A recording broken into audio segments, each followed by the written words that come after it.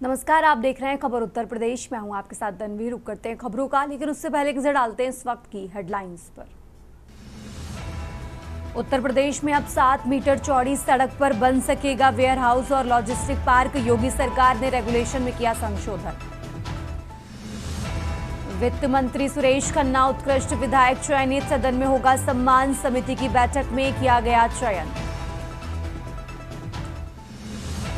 नए मंत्रियों को विभाग में न मिलने पर सपा प्रमुख अखिलेश यादव ने कसा तंज, बोले ऊपर की पर्ची से होगा बंटवारा। संत कबीर नगर के मदरसा मामले में हाईकोर्ट ने डीएम मंडलायुक्त का आदेश किया कैंसिल। कहा जमीन सरकार में निहित करने का अधिकार एसडीएम कोर्ट को है। लखनऊ में विमानों के आड़े आ रहे पशु पक्षी दे रहे हादसों को दावत। 2023 में बनाई गई थी कमेटी, नहीं हुई कार्रवाई। यूपी में जून जुलाई में माध्यमिक शिक्षक नहीं छोड़ सकेंगे जिला मुख्यालय। भर्ती एग्जाम के लिए छुट्टी पर भी लगेगी ड्यूटी। आप देख रहे हैं के न्यूज, खबरों का सारथी।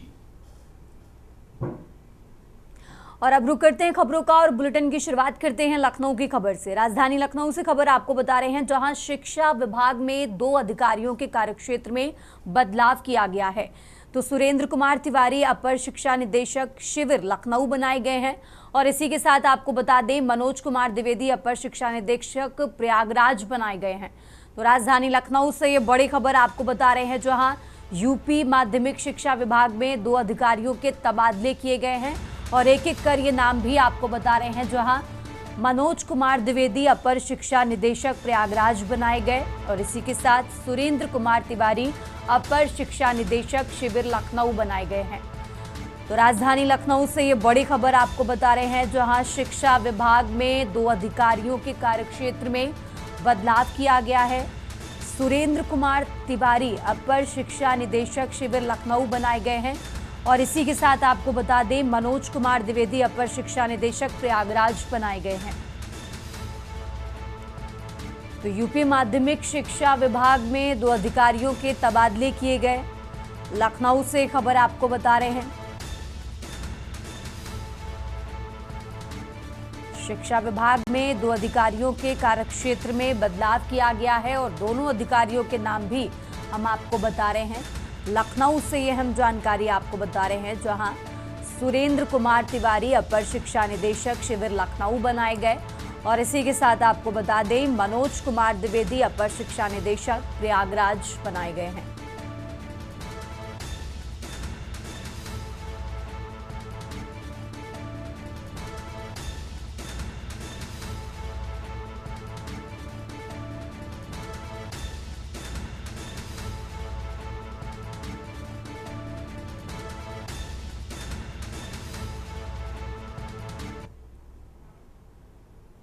और आगे बढ़ते हैं खबरों में। लखनऊ विश्वविद्यालय में प्रोफेसर पर गंभीर आरोप लगे हैं। छात्रा से अभद्र बातचीत का ऑडियो वायरल हुआ है। पेपर लीक कराने के आरोप में घिरे परमजीत सिंह, सोशल मीडिया पर उनका ऑडियो वायरल हुआ है। लखनऊ से ये बड़ी खबर आपको बता रहे हैं, जहां प्रोफेसर पर छात्रा को केबिन में बुलाने का आरोप लगा है। पेपर आउट कराने के बदले मिलने का दावा भी इस ऑडियो में किया गया है। तो छात्रों ने विश्वविद्यालय में इसी को लेकर जोरदार विरोध प्रदर्शन किया है। परीक्षा नियंत्रक ने हसनगंज थाने में फिलहाल तहरीर दी है और मामले को लेकर विश्वविद्यालय प्रशासन पर भी सवाल उठ रहे हैं। तो लखनऊ से खबर आपको बता रहे हैं, जहां फिलहाल परीक्षा नियंत्रक ने हसनगंज थाने में तहरीर दी है। तो लखनऊ से खबर आपको बता रहे हैं, राजधानी लखनऊ से यह हम जानकारी, जहां इसी मामले को लेकर छात्रों ने विश्वविद्यालय में जोरदार विरोध प्रदर्शन किया और फिलहाल परीक्षा नियंत्रक ने हसनगंज थाने में तहरीर दी है। तो मामले को लेकर विश्वविद्यालय प्रशासन पर भी सवाल उठे हैं। लखनऊ से खबर आपको बता रहे हैं, लखनऊ विश्वविद्यालय में प्रोफेसर पर गंभीर आरोप लगे। छात्रा से अभद्र बातचीत का ऑडियो वायरल हुआ है।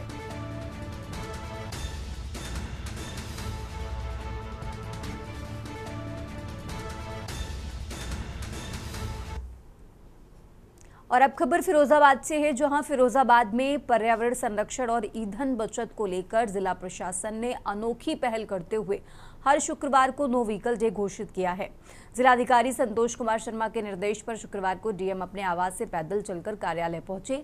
वहीं मुख्य विकास अधिकारी शत्रुघ्न वैश्य, एडीएम, एसडीएम समेत कई अधिकारियों ने भी वाहनों का उपयोग छोड़ पैदल दफ्तर पहुंचकर लोगों को पेट्रोल डीजल बचाने और प्रदूषण कम करने का संदेश दिया है। अधिकारियों का कहना है कि सप्ताह में एक दिन निजी वाहनों का कम उपयोग करने से ईंधन की बचत के साथ पर्यावरण संरक्षण में भी बड़ी मदद मिल सकती है।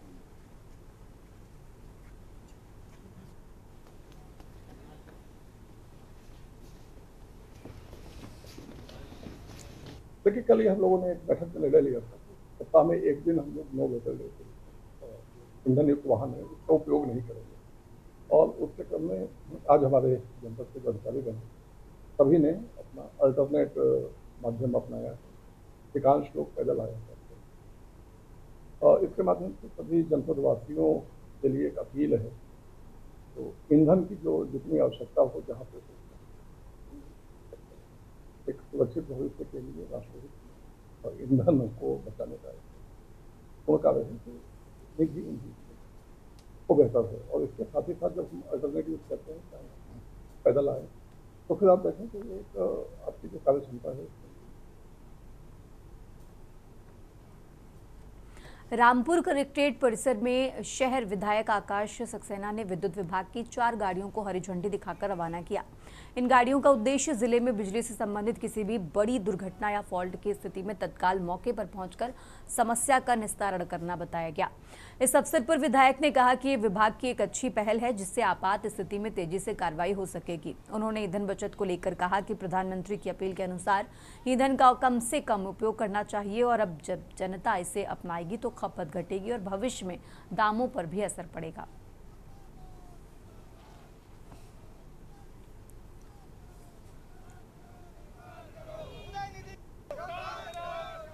देखिए, विद्युत विभाग द्वारा ये बहुत अच्छी शुरुआत की गई है। आज इन 4 गाड़ियों को शहर के अलग हिस्सों में रवाना किया जा रहा है। विद्युत को लेकर कोई भी अगर किसी दिक्कत होती है, कोई भी फॉल्ट है, कुछ उसको दूर करने के लिए इस टीम का गठन किया गया है और कोई भी दिक्कत होगी तो सीधा तौर पर ये गाड़ियाँ वहाँ पहुँचेंगी और दिक्कत को दूर करेंगी। पेट्रोल का दाम बढ़े हैं, इसको लेकर क्या कहेंगे? किस तरह प्रधानमंत्री मोदी जी लगातार मुहिम लगा रहे हैं कि पेट्रोल को बचाना चाहिए। और देखिए, पेट्रोल और डीजल के जो दामों का सीधा फर्क होता है वो क्रूड ऑयल से फर्क पड़ता है और आज देश के ही सामने नहीं पूरे विश्व के सामने जो संकट है वो सबके सामने है। प्रधानमंत्री जी का जो एक संदेश है वो हम सब नागरिकों को उसको फॉलो करना चाहिए और ईंधन का जितना कम से कम उपयोग हो सके उतना कम से कम उपयोग करना चाहिए। धर्मनगरी अयोध्या में मानवता को शर्मसार करने वाली एक घटना सामने आई है, जहां अपने माता पिता के साथ राम मंदिर में दर्शन करने आई एक 5 वर्षीय बालिका के साथ अयोध्या धाम रेलवे स्टेशन पर एक युवक ने अश्लील हरकत की। घटना उस समय हुई जब बच्ची अपने परिवार के साथ स्टेशन पर सो रही थी। प्राप्त जानकारी के अनुसार ये घटना 11 मई की बताई जा रही है, जब आरोपी युवक ने सो रही बच्ची को चुपचाप उठा लिया और उसके साथ अश्लील हरकतें की। हैवानियत का अंदाजा इस बात से लगाया जा सकता है कि आरोपी ने मासूम के होंठ और नाक पर दांतों से काटकर उसे बुरी तरह लहूलुहान कर दिया। बच्ची के रोने की आवाज सुनकर परिजनों की नींद खुली, जिसके बाद मामला सामने आया।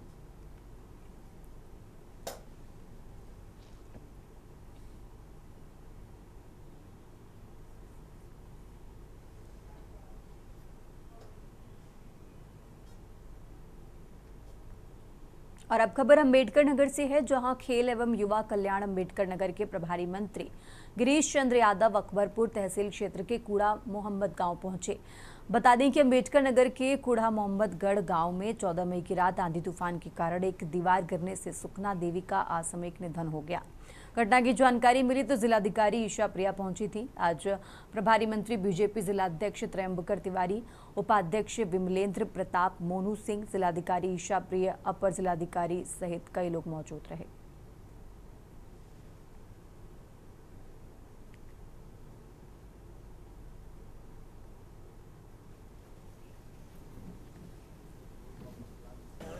कूड़ा मोहम्मदपुर में दीवार के गिर जाने से सुखना देवी का मृत्यु हुई है। जब इसकी सूचना प्राप्त हुई है उसके बाद माननीय मुख्यमंत्री जी का निर्देश हुआ है कि सभी जो है, क्योंकि अभी जो एक तरह से आंधी और तूफान आया था उसके कारण से कई जगह घटनाएं हुई। माननीय मुख्यमंत्री जी का सभी प्रभारी मंत्रियों का निर्देश हुआ कि अपने अपने क्षेत्रों में जहाँ भी इस तरह की दुर्घटनाएं हुई है। और अब खबर अंबेडकर नगर से है, जहां पर्यावरण संरक्षण को लेकर सरकार ने आदेश दिए हैं। उसी कड़ी में जनपद की सभी 899 ग्राम पंचायतों में सुबह 9 बजे से 10 बजे तक ग्रीन चौपाल का आयोजन हुआ। अभियान को सफल बनाने के लिए जिलाधिकारी और मुख्य विकास अधिकारी स्वयं कई गाँव में चौपाल का जायजा लेने पहुंचे।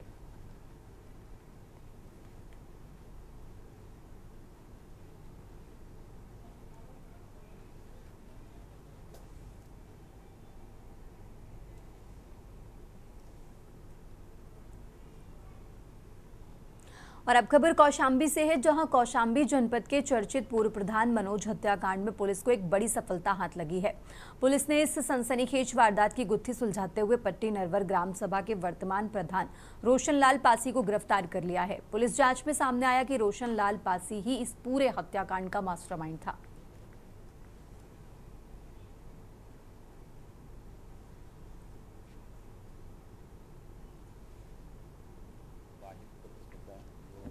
रामपुर का रहने वाला है। मोहम्मद हुसैन पुत्र आमिर हुसैन, ये जनपद मुरादाबाद का रहने वाला है।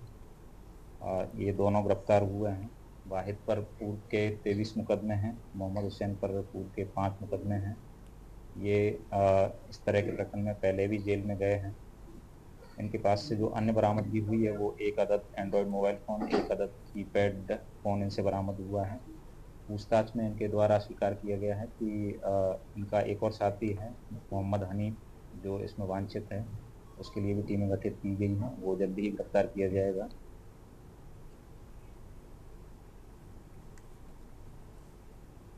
और अब खबर इटावा से है, जहां इटावा के थाना सिविल लाइन क्षेत्र अंतर्गत एसएसपी चौराहे पर उस समय बड़ा हादसा होते होते टल गया जब सरकारी गल्ला लेकर जा रहे ट्रैक्टर की ट्रॉली का एक्सल अचानक टूट गया और वो अनियंत्रित होकर सड़क पर पलट गई। घटना के समय चौराहे पर वाहनों और राहगीरों की भारी आवाजाही थी, लेकिन गनीमत रही कि कोई जनहानि नहीं हुई और लोग बाल बाल बच गए।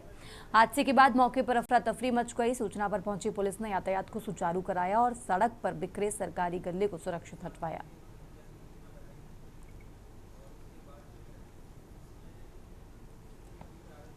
जो डिटेल्स मिली है उसमें इनके दिनांक 4 मई 2026 को थाना क्षेत्र संदीपन घाट में नरना और पालमचंद में सुबह एक पूर्व प्रधान को गोली मारी गई थी, जिनकी उपचार के दौरान दुखद मृत्यु हो गई थी।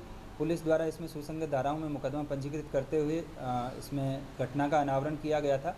2 दिन पहले इसमें 2 अभियुक्तों की गिरफ्तारी की गई थी, जिन्होंने मौके पर जाके घटना कारित की थी। इसके अतिरिक्त पूछताछ में एक और तीसरे अन्य अभियुक्त का नाम आया था, जिसने मौके पर घटना कारित किया था। ये अभियुक्त सूरज पासी है, जिसके द्वारा पता चला है कि माननीय न्यायालय प्रतापगढ़ में किसी पुराने मुकदमे में इसने सरेंडर कर दिया है। इसके अतिरिक्त जो पकड़े गए अभियुक्त थे उनसे जब पूछताछ की गई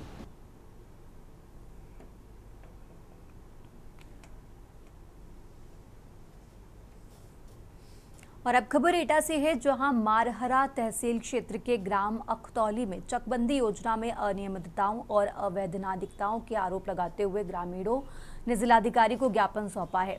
ग्रामीणों ने जांच रिपोर्ट पर सवाल उठाते हुए निष्पक्ष अधिकारी से दोबारा स्थलीय जांच कराने की मांग की है। उनका आरोप है कि बिना सही निरीक्षण और पीड़ित किसानों के बयान दर्ज किए गए और अपूर्ण रिपोर्ट तैयार कर मामले को दबाने की कोशिश की गई।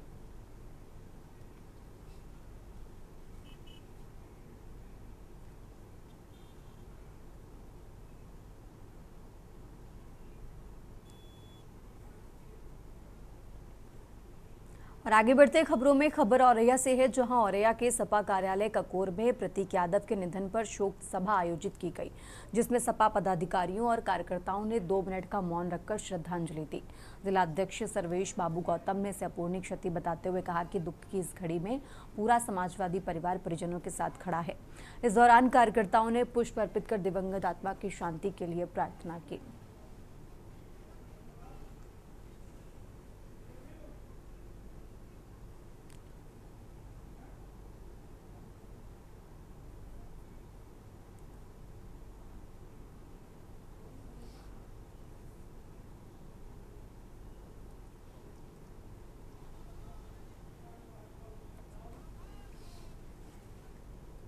ललितपुर के तालबेहट क्षेत्र के ग्राम बिछरौठा स्थित प्राथमिक विद्यालय का एक वीडियो सोशल मीडिया पर वायरल हो गया, जिसमें नाबालिग छात्रों से विद्यालय परिसर में सफाई कराई जा रही है।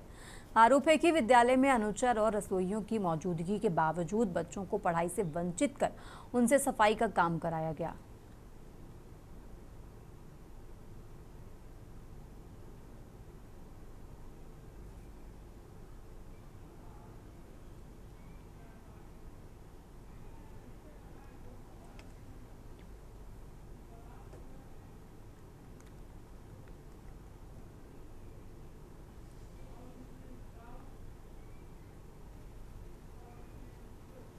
और अब खबर अमरोहा से है, जहां अमरोहा में पेट्रोल डीजल की बढ़ती कीमतों के बीच भारतीय जनता पार्टी के जिला अध्यक्ष उदय गिरी ने अनोखी पहल करते हुए ई रिक्शा से जिला कार्यालय पहुंचकर लोगों को संदेश दिया है। उन्होंने कहा कि प्रधानमंत्री नरेंद्र मोदी के पर्यावरण संरक्षण और ईंधन बचत के आह्वान को देखते हुए उन्होंने ये फैसला लिया है कि फिलहाल वो 4 पहिया वाहन का उपयोग नहीं करेंगे और ई रिक्शा जैसे वैकल्पिक साधनों से ही सफर करेंगे।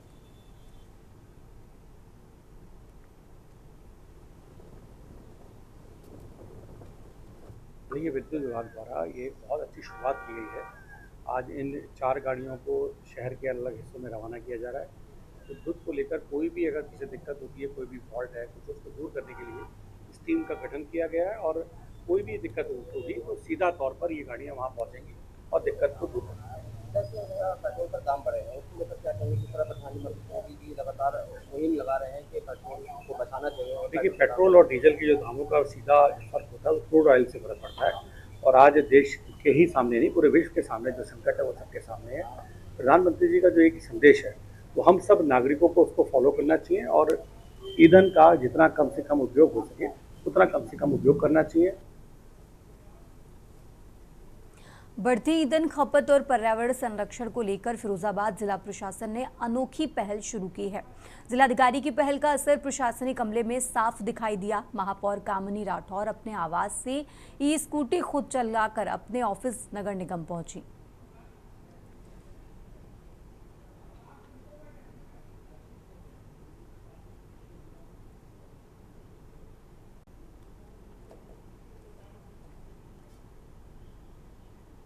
झांसी में प्रधानमंत्री नरेंद्र मोदी की अपील के तहत ईंधन बचत को बढ़ावा देने के लिए नगर विधायक रवि शर्मा इन दिनों 2 पहिया वाहन से अपनी यात्रा कर रहे हैं। विधायक रवि शर्मा ने कहा कि मौजूदा समय में सभी को अनावश्यक खर्च पर रोक लगानी चाहिए और पेट्रोल डीजल का सही उपयोग करना चाहिए। उन्होंने बताया कि यदि लोग ईंधन बचत की आदत अपनाएंगे तो इसका सकारात्मक असर जल्द ही देखने को मिलेगा और देश के संसाधनों का बेहतर उपयोग संभव होगा।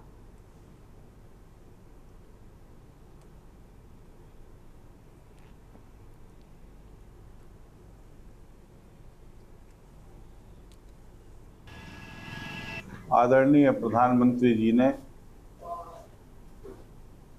विश्व के जब कई देश युद्ध में हों, जब ईंधन की आवाजाही में समस्या हो रही हो,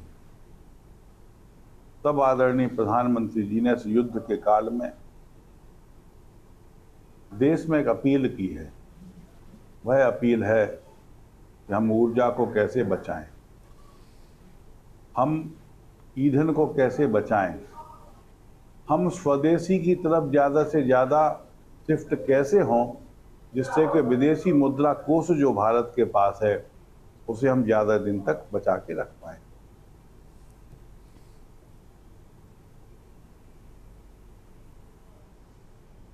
राष्ट्रीय अधिकार मोर्चा के संस्थापक अलंकार अग्निहोत्री बुलंदशहर पहुंचे, जहां उन्होंने ब्राह्मण समाज के प्रति हो रही बयानबाजी पर गहरा आक्रोश व्यक्त किया है। उन्होंने स्पष्ट चेतावनी देते हुए कहा कि समाज का अपमान अब किसी भी कीमत पर बर्दाश्त नहीं किया जाएगा। सपा नेता राजकुमार भाटी के हालिया बयानों पर हमला बोलते हुए अलंकार अग्निहोत्री ने समाजवादी पार्टी के मुखिया अखिलेश यादव से बड़ी मांग की है। उन्होंने कहा कि अखिलेश यादव को तुरंत राजकुमार भाटी को पार्टी से बाहर का रास्ता दिखाना चाहिए। ब्राह्मण समाज का अपमान करने वालों के लिए राजनीति में कोई जगह नहीं होनी चाहिए।